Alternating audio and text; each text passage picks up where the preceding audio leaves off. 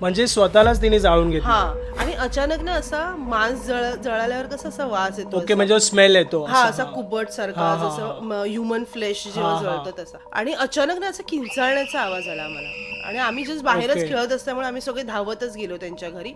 आणि बघितलं तर ते जे अंकल होते ते अचानक मध्ये असे जळत जळतच त्या दीदीला बाहेर घेऊन आले. अरे बापरे.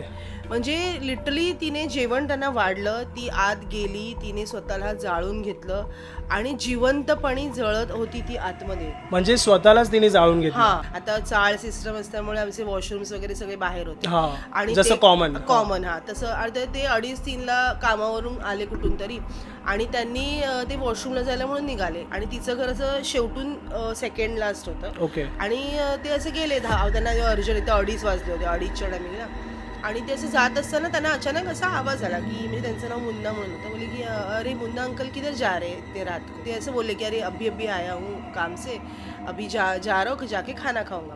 आणि तसे बोलत बोलत गेले. आणि नंतर त्यांना वॉशरूमच्या इथे गेल्यावरती ते म्हणतात एवढ्या रात्री 2:30 वाजता, बरोबर. म्हणजे एक पुरुष हाक मारत असेल तर एक वेळ आपण म्हणू शकतो की चला पुरुष 2:30-3ला बाहेर, एक मुलगी मला हाक मारते.